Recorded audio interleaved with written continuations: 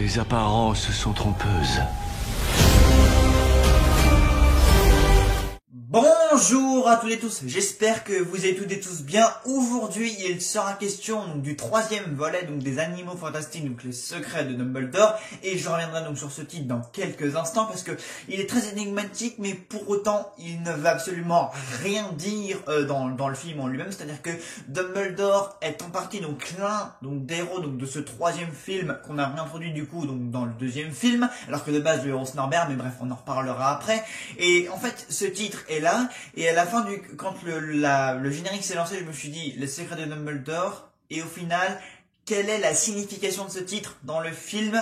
Aucune. Mais on y reviendra parce que je vais un petit peu plus développer ce point après. Donc, on y suit toujours donc notre magisiologiste Norbert Dragono, ou en version originale, donc Newt Scamander, donc interprété par Eddie Redmayne. Donc en matière générale, donc tout le casting revient plus ou moins dans cette suite, sauf Johnny Depp du coup qui a été remplacé par Mads Mikkelsen. À noter d'ailleurs que ce changement de casting n'a aucunement été justifié dans le film, c'est-à-dire que dès la première scène, on voit Grindelwald. Voilà, je vais un peu plus développer donc la première séquence un petit peu plus tard, parce qu'il y aura un petit point à aborder sur la relation Grindelwald-Dumbledore. Et pour le coup, le changement d'acteur n'a aucunement été justifié. Donc je me suis dit avant de voir le film, bon bah ils vont certainement justifier le fait que voilà, Grindelwald donc c'est métamorphosé, ou à procéder à un changement physique. Voilà, vu qu'on est dans un monde de sorciers, la métaphore ou le changement physique qui peut assez bien s'expliquer. Et ben non, là on sait juste Mads Mikkelsen qui intervient, qui remplace du coup Depp dans ce rôle-là, et on n'a aucune justification de ce changement d'acteur. Je me suis dit d'accord, donc le mec il remplace juste l'autre mec et c'est tout. On ne justifie pas ça, c'est juste un changement d'acteur comme ça. Bon, j'ai trouvé ça quand même assez space de leur part. Mais du coup c'est un petit peu déstabilisant du coup comparé à l'histoire, étant donné que Mikkelsen et Johnny Depp ne se ressemblent absolument pas. Mais bref, il y aura aussi quelques trucs à dire sur Grindelwald. Alors là du coup le but donc de cette intrigue donc c'est d'empêcher donc l'ascension au pouvoir donc de ce fameux Grindelwald, donc qui est en pleine élection. Selon le contexte actuel, on est en pleine élection présidentielle, enfin voilà, il y a une double résonance. Donc pour se faire élire, donc chef magique, on sait pas très précisé, on sait juste qu'il est en concurrence avec un autre mec, un certain Earls ou Anton Vogel, voilà, donc pour devenir donc chef magique, enfin une sorte de président du monde magique, on peut dire ça comme ça. Donc déjà ce qui va me gêner dans ce troisième film, c'est tout le contexte politique. Jamais dans les films Harry Potter la politique n'avait jamais été très présente, parce que on sait qu'on a des ministères, on sait qu'on a un ministre de la magie, qu'on a des ordres, etc., qu'il y a tout un truc effectivement assez politique, mais ça a toujours été très secondaire. On sait aussi que le ministère de la magie sert entre autres à envoyer donc les criminels à Azkaban, donc la prison des sorciers, mais je veux dire, dans la série Harry Potter, il n'a jamais été question d'élection, de politique, ou d'ascension au pouvoir, ou de toute métaphore politique. Et là, mais tout le film est quasiment concentré uniquement sur Grindelwald, son ascension au pouvoir, son élection, le fait qu'ils sont en concurrence avec un autre pays. Donc toute l'histoire donc se passe à Berlin. Voilà, apparemment Grindelwald doit être allemand, ou alors c'est dans ce domaine, dans ce territoire allemand là qu'il a décidé donc d'instaurer son pouvoir, ou enfin de commencer sa domination politique. Voilà, si je puis dire. Et c'est beaucoup ça qui m'a dérangé, parce que moi de base je suis même pas du tout politique. C'est même un des sujets qui m'intéresse le moins dans ce monde, et le film se concentre énormément sur ça, quoi. Enfin, je veux dire, Grindelwald va même du coup s'emparer donc de l'un des nouveaux animaux fantastiques donc de Norbert au début du film, qu'on appelle le Killing, donc qui peut déterminer si une personne possède un cœur pur ou pas. Donc il va se servir donc de cette créature en fait donc pour tromper les gens, voilà. Et d'ailleurs il y a une scène où il bute l'animal en fait pour en faire autre chose, et c'est là où on montre vraiment que le personnage est dangereux. Et donc les animaux fantastiques sont vraiment présents, sont omniprésents, mais ça on y reviendra aussi après. Mais voilà quoi, Grindelwald, on sent vraiment à quel point c'est un mec dangereux, mais en tout cas c'est vraiment ça qui m'a gêné dans ce film là, c'est qu'en fait le contexte politique est omniprésent, et empiète même sur tous les autres personnages secondaires, quoi, parce que du coup on a Grindelwald, on a beaucoup de scènes qui vont se construire sur cette élection, on a beaucoup de scènes de dîner politique, il y a même une scène comme ça où il est dans une bagnole avec une collègue ou un bras droit, etc. Et où il va dire à cette nana ouvre là un peu la fenêtre, etc. Et là le mec il ferme les yeux et là on entend les gens, enfin ses adorateurs, ses admirateurs huer son nom de toutes parts et le mec, ça, il descend un peu dans la foule et il se laisse porter comme ça par l'ensemble, donc jusqu'au bâtiment où il est censé se rendre. Et là tu vois un peu le mec assoiffé du pouvoir, donc il y a un énorme message politique, une grosse métaphore donc sur toute la montée du nazi, parce que forcément ça se passe dans les années 1970, voilà, donc c'est vraiment une métaphore donc de l'ascension du nazi, parce que Grindelwald typiquement, voilà, même vers la fin quand il est un petit peu en hauteur face à tous ses adorateurs comme ça, c'est typiquement Hitler, etc., avec tout son régime nazi. Enfin, il y avait vraiment une grosse métaphore de ça, quoi, même dans ce monde un petit peu de la bourgeoisie, etc. Enfin, puis même dans le contexte, voilà, même dans ce qu'il disait dans les crimes de Grindelwald, bon, même si c'est pas le même acteur, il parlait quand même d'une troisième guerre mondiale. Donc bon, tu sens vraiment une grosse métaphore nazie, etc. Mais en tout cas, on y a vraiment un contexte politique qui est très omniprésent, et je dois dire que cette histoire-là, elle m'a pas plu du tout, parce qu'encore une fois, dans Harry Potter, la politique on sentait que c'était secondaire, que ça se passait quand même dans le monde, mais on se concentrait vraiment sur le héros. Et là, dans ce film-là, on ne se concentre pas vraiment sur le héros, quoi. Limite, Grindelwald, c'est même le principal, l'antagoniste devient même presque le héros, quoi, aux dépens de Norbert, de Dumbledore, etc. Parce qu'effectivement, Norbert et toute la compagnie, donc Jacob et Dumbledore, enfin Dumbledore les envoie affronter Grindelwald, mais sinon en fait c'est presque Grindelwald qui apparaît même plus que les autres héros en lui-même. Et limite on se concentre plus même sur ce côté politique là que sur la quête de nos héros en eux-mêmes. Mais ça, justement, ça, j'ai vraiment beaucoup de mal, parce que cette intrigue politique là, j'ai pas du tout été pris dedans. Quand on sent la métaphore, on sent les messages derrière, mais à un moment donné, j'ai envie de dire, putain, encore une scène politique, etc. C'est un film qui est très politique. Enfin, il y a un moment donné où justement, donc le Vogel, voilà, il fait un discours politique, et là tu vois Thésée, Norbert, Jacob, etc. l'écouter et disculper du coup Grindelwald, donc des crimes qu'il a commis dans le film précédent, etc. Donc tu sens quand même qu'il y a vraiment un gros truc, une grosse machination politique derrière tout ça. Et je dois dire que je pensais pas que les animaux fantastiques allaient autant se porter sur ça et s'éloigner autant donc de ces personnages que ça, quoi. Du coup, ça empiète vraiment sur l'histoire principale, donc de Norbert, Tina, Jacob et tout le bordel, et il y a même d'autres personnages secondaires qui sont quasi inexistants, mais ça on y reviendra aussi. Alors, parlons peut-être un petit peu des animaux fantastiques qui sont quand même très présents, et je les ai beaucoup aimés d'ailleurs dans ce film-là, parce que c'est vrai que c'est quand même une saga qui porte l'étiquette des animaux fantastiques, et les animaux fantastiques apportent quand même pas mal au monde magique. Et ici on en a des pas mal, notamment le Weyerven, donc une créature volante et métamorphe. Désolé, je regarde un peu mes notes, parce que vu que c'est une créature fantastique, je suis obligé de regarder un peu toute la description. Donc donc c'est un genre de dragon qui peut se gonfler lui-même pour s'envoler comme une montgolfière. Ses ailes se déploient en même temps que son corps se dégonfle, et sa longue queue, pardon, peut porter plusieurs fois son poids. Et je veux dire que donc c'est une créature qui apparaît au début donc pour comment dire, secourir Norbert, voilà, au tout début du film. Et je veux dire effectivement que c'est une créature très étonnante. Je me suis dit, enfin j'ai vu le truc se gonfler sur l'écran, puis je me suis dit, c'est original, ça, ils ont réussi à renouveler un peu le bestiaire fantastique, et je veux dire que c'est vraiment très réussi comme truc, parce que c'est vrai que dans le deuxième film il y avait des créatures fantastiques, notamment le Niffler, donc Teddy, il y avait Piquette, je crois, le beau truc Piquette, donc qui se glisse tout le temps dans la poche de devant de Norbert, qui sont autour, hein, ils sont vraiment là, ils sont vraiment très présents, ils ont leurs petites utilités, leurs petits running gags. Bon, ils sont plus là pour faire rire à des fins comiques que à de véritables intérêts pour l'intrigue, mais ils sont quand même là. Et vraiment là, on a vraiment de très beaux et des animaux vraiment très spéciaux qui sont vraiment là et qui servent, voilà, soit à mettre des bâtons dans les roues à nos personnages, notamment les manticores, donc ça c'est la séquence où Norbert il doit aller sauver donc son frère Thésée, donc Callum Turner, voilà,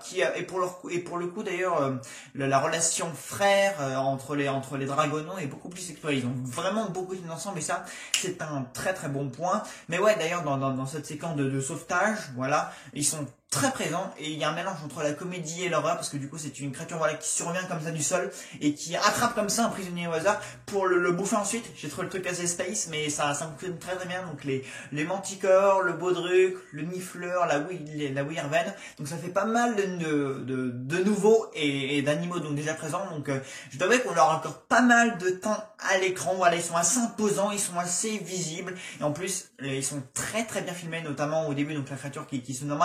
D'ailleurs, ça m'a rappelé, pardon, un petit peu le phénix de Dumbledore dans le 2 à la fin quand il sauve le Cartagine dans la chambre des secrets par là, parce il le porte un peu de la même manière, c'est un petit peu le même procédé, voilà, la queue qui sert à soutenir les gars qui sont portés, donc j'ai trouvé que c'était un petit rappel assez malin, quoi, un écho assez lointain, parce que du coup c'est pas le même animal, mais dans la scène, dans les faits, dans l'utilité de l'animal, c'est un écho assez surprenant. Donc ouais, on a des animaux intéressants, beaux, bien fabriqués. Mais bon, après, de toute façon, les animaux fantastiques, ça fait quand même partie, entre parenthèses, donc de toute la grammaire magique de Rowling. Donc j'imagine quand même que elle a dû prendre un malin plaisir à fabriquer tous ces animaux et à les mettre dans toutes sortes de situations magiques et utiles au scénario. Voilà, des fois ils sont utiles au scénario, des fois ils servent juste à faire rire un petit peu le spectateur, notamment Piquette, fait beaucoup rire les spectateurs. Mais j'avoue que bon, il est plus c'est pour ça, même des fois,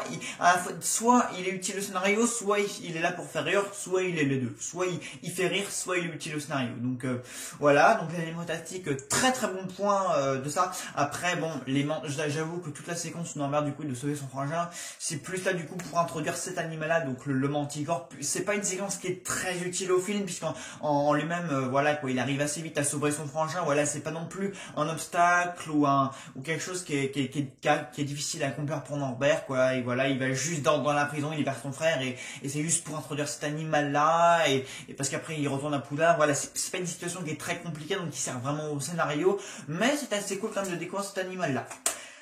Les personnages maintenant, et c'est là que ça va poser le plus de problèmes, j'ai envie de dire. Alors Norbert, malheureusement, alors c'est un héros, il est très sympathique, il est très mignon dans son attitude, dans sa façon d'agir, etc. Mais de base, lui, c'est un magiciologiste, donc qui de base est débarqué à New York comme ça, juste pour les animaux, et il s'est un peu laissé embarquer dans cette histoire, sans vraiment y être concerné en quoi que ce soit. Et c'est parce que dans le deuxième film, on a déterminé que c'était l'ancien élève de Dumbledore, en quelque sorte son chouchou, qui pouvait avoir de l'utilité dans l'histoire. Et parce que du coup, il y a des animaux qui peuvent être utiles dans l'histoire, d'accord? Mais le problème c'est que en final, dans ce troisième film et en général, je pense que là l'intrigue et Rowling va plus s'en servir comme un pion de Dumbledore, parce qu'en gros il a une très bonne relation avec Dumbledore. Voilà, et même à la fin, il se remercie en gros, merci de m'avoir aidé, etc. Qu'est-ce qu'on ferait sans vous? Enfin voilà, Dumbledore, en fait, le mission, il lui dit, ok Norbert, Grindelwald, Grindelwald, alors tu vas former cette équipe et vous allez aller là. Typiquement, Norbert, c'est un pion, voilà, avec ses animaux à lui, avec ses animaux, voilà, ils vont à un point pour aider Dumbledore. Voilà, c'est en gros Dumbledore, lui, il fait rien, il reste d'un côté, juste il envoie les troupes ici et là, voilà, et il ne fait rien, mais il envoie les autres faire à sa place. Il envoie Norbert, et le reste du groupe faire les choses à sa place. Donc en fait, Norbert, c'est plus un pion c'est plus un pion du scénario. Voilà, on le place là, on lui dit d'aller là, il va là, on lui dit d'aller là, il va là, et ses animaux l'aident quand il faut, quoi. C'est vraiment ça, quoi. Norbert est un pion et il a pas d'arc narratif en lui-même. Dans le deuxième film, du coup, il y a son frère, mais on n'apprend rien sur eux, qu'on n'apprend rien sur les Dragonos, on n'apprend rien sur leur famille. Alors peut-être que ce serait vraiment intéressant de développer cette partie-là, voilà, les Dragonos, parce que du coup, ils sont dans le scénario, mais leurs personnages en eux-mêmes ne traversent rien d'intéressant, enfin voilà. Même si dans le 2, du coup, on avait cru comprendre qu'ils avaient une relation frère qui était assez tendue, là, du coup, ils ont beaucoup de scènes ensemble, et ils sont très bien ensemble, et ils s'entendent très bien. Dans le deuxième, il y avait quand même l'état Lestrange qui mettait une certaine barrière entre eux. Bon, l'état du coup est parti, c'est ça qui les a réunis, mais en eux-mêmes, Norbert et Thésée, ils ont pas d'arc narratif, quoi. Ils sont juste utilisés, c'est typiquement le terme utilisé par Dumbledore pour qu'ils aillent se frotter à Grindelwald et lui, parce que Dumbledore ne peut toujours pas l'affronter. Enfin, en tout cas, pendant une majeure partie du film, il ne peut pas l'affronter, donc du coup, il envoie Thésée et le reste du groupe à sa place, quoi. Du coup, c'est aussi simple que ça. Ce sont des pions utilisés par Dumbledore. C'est totalement ça. Dumbledore, du coup. Le film s'appelle donc du coup Les Secrets de Dumbledore. Et du coup, à la fin du film, je me suis dit, mais quel secret exactement? Non, parce que du coup, Euh, c'est très drôle parce que Dumbledore, déjà le titre m'avait un petit peu interloqué dans le sens où tout ce qui faisait l'aura et le métier de son personnage, c'est que au bout du septième tome, dans le septième film partie 1, Harry, donc le héros donc de la saga, se rendait compte qu'il ne savait rien du tout sur Dumbledore. Vous voyez, et nous spectateurs on disait mais c'est vrai, Dumbledore on ne sait rien sur lui. Je veux dire dans le septième film partie 1 et même dans le bouquin, Harry se rendait compte du coup qu'il savait même pas que Dumbledore il avait vécu à Godric Solo, même sur sa famille on ne sait rien du tout. Enfin Dumbledore est un personnage extrêmement mystérieux. Et à la fin du deuxième film, quand tout le monde a appris que le croyant, donc du coup on y reviendra juste après, était en fait Aurelius Dumbledore, donc soit un frère, enfin que c'était un Dumbledore, tout le monde était resté sur ses deux fesses, très surpris, très interloqué, parce que du coup on se demandait mais d'où il sort ce Dumbledore là. Et du coup Dumbledore et sur sa famille, on apprend rien de plus que ce qu'on savait déjà sur lui. C'est-à-dire que Dumbledore, il est là, voilà, comme je vous le disais, il envoie ses pions, ses alliés, ses points forts, Norbert, Jacob, etc., à qui il confie une baguette d'ailleurs à Jacob, et Jacob est toujours d'ailleurs le personnage le plus intéressant, le plus drôle à faire. Je pense que Jacob restera le personnage le plus intéressant, le plus drôle et le plus captivant. Voilà, il est drôle, il tient le scénario, enfin voilà, c'est Jacob, je pense que ça va être le personnage le plus apprécié de tout le monde et qui peut vraiment être développé un maximum dans cette histoire, voilà, même plus qu'un Norbert, même plus qu'un Dumbledore, mais bref. Et donc Dumbledore, qu'est-ce qu'on apprend de plus que ce qu'on savait déjà avant de voir ce film? Rien du tout. Parce que du coup, Rowling, elle ressort du coup des intrigues, donc ce qui s'est passé avec Ariana Dumbledore, donc sa sœur dont on apercevait le portrait dans le septième film, partie 2, voilà.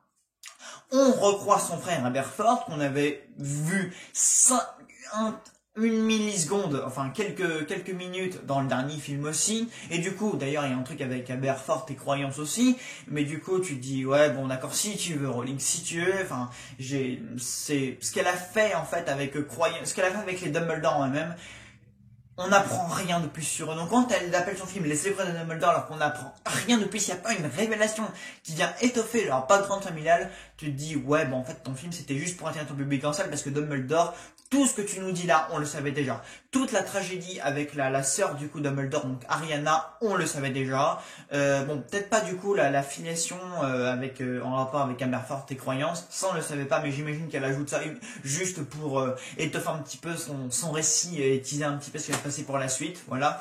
Mais typiquement, pareil, les rapports entre Grindelwald et Dumbledore, si elle considère ça comme un secret, tout le monde savait que Dumbledore était gay, ça fait au moins 10 ans qu'elle l'a dit publiquement que Dumbledore était homo. Je crois qu'elle l'avait déclaré au moment de la sortie donc, du septième bouquin, elle avait dit à un fan comme ça, Dumbledore il est gay. Et donc ça, parce qu'il y a une séquence entre les deux, c'est la séquence d'ouverture du film, entre les deux, donc Dumbledore et Grindelwald, où Dumbledore affirme, parce que j'étais amoureux de toi, il lui dit à Grindelwald. Donc si ça faisait partie, donc c'est intégré donc dans les secrets, c'était pas un secret, on le savait déjà, voilà ce qui se passait entre la relation ambiguë qu'il y avait entre Grindelwald et Dumbledore.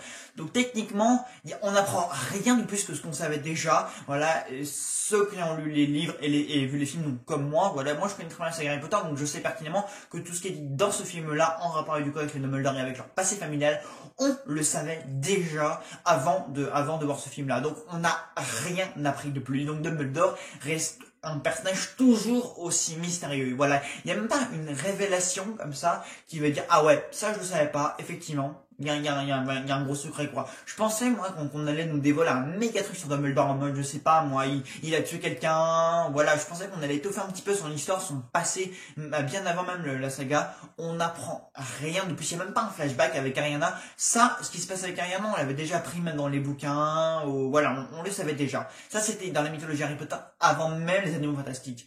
Donc non, Dumbledore ne sait rien de plus sur lui. Je regrette Rowling, mais ton titre ne signifie rien.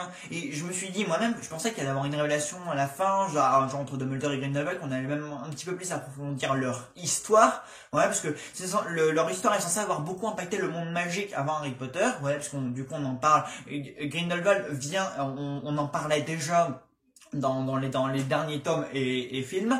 Et pareil, sur leur relation, on n'apprend rien du tout.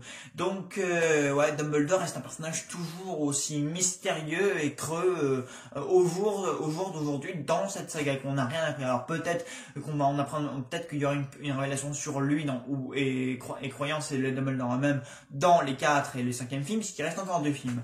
Donc peut-être que ce sera, mais dans l'ensemble, le titre, là, ici, ne sert à rien. S'il devait y avoir des révélations sur Dumbledore, ça aurait dû être dans ce film. Or, on n'apprend rien. Voilà, on sait du coup qu'il y a un combat entre Grindelwald et Dumbledore qui se prépare, mais on connaît déjà la finalité de cet affrontement, puisque celles et ceux, encore une fois, qui ont bien lu les bouquins et qui se sont bien concentrés sur les détails transmis par Rowling dans les films, etc., on sait qu'il y a eu un duel entre Dumbledore et Grindelwald et que c'est Dumbledore qui a remporté du coup la fameuse baguette de Suro. Enfin, c'est de là que vient la fameuse baguette de Suro, un truc comme ça. C'est comme ça que Grindelwald a échoué. Donc, on connaît déjà la finalité. Donc, techniquement, ce que Rowling nous tease, ce n'est pas des secrets, ce sont des faits qu'on sait déjà, parce qu'ils ont déjà été évoqués dans les films et dans les livres Harry Potter. On ne nous apprend rien de plus. Donc techniquement, ton titre Rowling, j'en fais rien du tout, quoi. On n'a pas de révélation en plus. Et même sur Croyance, c'est un personnage vide, il ne traverse rien. Autant dans le film de Grindelwald ou dans le film précédent, il était très intéressant aussi parce qu'il était en quête identitaire, il cherchait à en savoir plus sur sa famille, etc. Mais dans ce film-là, voilà, il est dans la maison de Grindelwald, il le suit, voilà, il les accompagne, il accompagne Grindelwald, voilà, on sent qu'il est un petit peu égaré, un peu perturbé, etc. Voilà, on ne sait pas où il se situe, on sent qu'il cherche encore un peu des réponses, il cherche à se trouver, mais Croyance, mis à part un changement physique, parce que ses cheveux ont mystérieusement poussé, on n'apprend rien sur lui. Croyance est passé donc du personnage central du deuxième film à personnage secondaire qui suit Grindelwald et c'est tout. Il ne se passe rien pour lui. Alors qu'il y avait une révélation quand même très intéressante à son sujet à la fin du deuxième film qui nous avait donné envie d'aller voir celui-là justement. Et il ne se passe rien. Rien du tout. Croyance, c'est un personnage vide, il traverse le récit sans rien du coup apporter. Et c'est dommage puisqu'il y a une scène d'affrontement entre Dumbledore et Croyance, Aurelius, je sais plus comment l'appeler, dans les rues de Berlin. Et à un moment donné, Dumbledore donc neutralise Croyance, Aurelius, voilà, je vais l'appeler par ce prénom. Et je pensais qu'il y aurait des révélations, que Dumbledore lui dirait des choses en plus, voilà, qu'on en apprendrait plus sur Croyance, sur son background, sur son appartenance à la famille Dumbledore. Bon, en fait, Dumbledore ne fait que réitérer des propos qu'on avait déjà appris du coup dans le film suivant. Voilà. Donc Dumbledore, Croyance, en soi, les deux personnages qui auraient vraiment dû, encore une fois, étoffer le récit un peu plus pour qu'on puisse comprendre quel impact serait par la suite. Il n'en est rien du tout. On n'apprend rien de plus sur Queenie, pareil, ce qui nous était teasé dans le film précédent, à savoir que du coup elle passait du côté obscur de la sorcellerie pour rejoindre Grindelwald parce que du coup elle était en accord avec ses idées par rapport à sa relation avec Jacob, etc. Ça ne sert à rien. À rien du tout. Voilà, donc clairement, voilà, techniquement, elle fait ça, elle traverse le récit, elle est figurante, voilà, Jacob parfois il tente de lui adresser la parole dans le film, mais son personnage ne connaît aucune évolution narrative. Son personnage n'a strictement rien à dire. Donc Queenie, pareil, en plus dans le premier film, voilà, elle est Legilimancy, etc. Enfin, il y avait quelque chose à faire d'intéressant avec son personnage, etc. Voilà, une femme magique, Legiliman, qui tombe amoureuse d'un moldu, qui traverse le côté obscur, donc de la magie pour rejoindre un adepte de la magie noire. Il y avait quelque chose de très intéressant à faire avec son personnage. Il n'en est jamais rien. C'est vraiment dommage, hein, parce que techniquement, dans la finalité de son personnage dans ce film-là, je me suis dit, c'est tout? Qu'est-ce que vous faites avec ce personnage-là? Rien. Tina, inexistante. Voilà, un seul mot pour définir son personnage dans le film, inexistante. Voilà, elle passe dans le film. C'est jamais vu une exploitation de personnage aussi mauvaise et médiocre dans une suite de films. Tina, encore une fois, est censée faire équipe avec Norbert depuis le premier film. Dans ce film-là, elle n'est pas là. Elle est inexistante. On a une nouvelle, Eulalie X, alias Lali X, du coup, qui est censée être une prof de sortilège à Livermore, donc c'est une école de sorcellerie américaine. Elle forme un duo très intéressant avec Jacob. Elle a beaucoup de choses à dire, beaucoup de choses à apporter au récit pour le coup. Elle étoffe un peu le récit pour le coup. Elle apporte une nouvelle présence féminine et sorcière un petit peu Limite, elle est même plus intéressante que Dumbledore, parce que elle, au moins, elle a du savoir, elle a des connaissances magiques, c'est une voie de sortilège qui apparemment correspond avec Norbert, donc elle forme un très beau duo avec Jacob, puisque c'est elle, du coup, elle qui le convainc de revenir chez les sorciers pour les aider. Et puis sinon, je finirai du coup sur les décors, la photographie, c'est très beau. Bah, de toute manière, on est comme dans le monde magique, et ça fait quand même, bon, je sais pas, 20 ans, ça fait quand même plus de 25 ans quand même que toute l'équipe, Yates, Rowling, David Klopp, etc., donc David Klopp, David Yaman, etc., enfin, que toute cette équipe-là bosse sur cet univers, donc bon, si au bout de tant d'années à travailler sur cet univers, sur ce monde magique, ils savent pas rendre des séquences de sortilèges, etc., grandiose et avec plein de gueule dans l'écran, c'est que quand même il y a un problème. Non mais vraiment ça pète, vraiment visuellement magnifique, tout ce qui est les décors à Berlin, tout ça, tout est lumineux, tout est très bien filmé, même la scène d'introduction elle est très lumineuse, tout est très épuré, les cadres sont très esserrés, même le climax du coup dans le royaume de Bhutan, donc c'est près de l'Himalaya je crois, c'est des décors pour le coup, on est complètement dépaysé de l'univers Harry Potter, on est à Berlin, on est dans l'Himalaya, on est en Inde, enfin on est dans plein de lieux très différents de tout ce qu'on a pu voir dans les films auparavant, voilà. Autant New York et Londres, on connaissait un petit peu quand même parce que c'était des villes métropolitaines et qu'on avait déjà vu ce style de décor dans les films Harry Potter et autres. Mais autant là, on est quand même à Berlin, dans des lieux totalement différents de ce qu'on a déjà pu voir avant. Et c'est très très beau. C'est un film très sombre aussi, très politique et très sombre. Mais voilà, tout ce qu'il y a des séquences magiques, notamment il y a une séquence lors d'un dîner avec Grindelwald où Jacob fait usage de sa baguette magique. Et X intervient pour créer un porte-loin pour s'enfuir du lieu en question. La scène fonctionne très bien. Pareil, il y a quelques duels de baguettes qui fonctionnent très bien, notamment il y a un court duel entre Grindelwald et Dumbledore vers la fin, qu'on a utilisé dans la bande-annonce, qui est très très bien foutu aussi. Bon, le duel dure pas longtemps, mais ça a beaucoup de gueule. Voilà, des fois il y a des fondus blancs, des fois il y a des fondus un peu grisâtres, des fois le décor il se mêle un petit peu, il se désintègre un peu pour laisser vraiment place au côté magique du truc. C'est la magie vraiment, elle éclate bien. Enfin, je veux dire, elle a beaucoup de gueule, mais en même temps, encore une fois, ça fait très longtemps qu'on a ça sur grand écran, donc en même temps, je pense que maintenant, ils savent vraiment rendre ça grandiose. Voilà. Donc les décors, tout ce qui est magique, etc. Mais sauf qu'il y a quand même beaucoup de moments, où les sortilèges se prononcent. C'est-à-dire que les personnages se battent comme ça en duel, ils usent de leur baguette sans prononcer les sortilèges. Genre des fois on va entendre un Axio, des fois on va entendre un Andoloris, des fois on suggère des Avada Kedavra parce qu'il y a un sort vert qui est lancé et c'est le sort de l'Avada Kedavra. Mais globalement, des fois tu dis bon ils sont en train de se battre aux baguettes, mais on n'entend pas les sorts. Les sorts ils ont disparu apparemment. Bon, donc globalement je suis ressorti un petit peu mitigé de ce troisième film. Voilà, le contexte politique il m'a pas du tout pris, il m'a pas du tout intéressé, il était beaucoup trop présent et donc il empiétait vraiment trop sur l'histoire principale. Les personnages sont toujours aussi intéressants à suivre. Jacob, et il est très sympa, c'est vraiment comme je disais, c'est vraiment le personnage le plus intéressant à suivre. Mais beaucoup de personnages principaux, on les suit avec plaisir, mais on n'en apprend pas plus sur eux, quoi. Norbert, Queenie, Tina, Dumbledore, vite, creux, on les suit avec plaisir, on aime bien les voir à l'écran, on aime bien les voir dans leur aventure, mais leurs personnages en eux-mêmes ne traversent rien d'intéressant. Et là, ça me pose problème, quoi. Je veux dire, on est quand même au troisième film, du coup, le troisième film est passé. Qu'est-ce qu'on sait plus sur Dumbledore? Rien. Qu'est-ce qu'on sait plus sur Norbert? Rien. Qu'est-ce qu'on sait plus sur Thésée, Queenie, Tina? Rien du tout. Jacob, limite, il évolue dans son monde magique. Il a quelque chose à dire, lui, il découvre son monde magique, il est toujours aussi ensorcelé, etc. Bon, par contre, il faudra quand même que Rowling m'explique comment un non-mage peut, comme ça, faire le voyage entre monde magique, monde moldu, une baguette magique, bref, agir comme un sorcier alors que techniquement, ça n'en est pas un, alors que techniquement, il n'est pas censé être dans ce monde-là.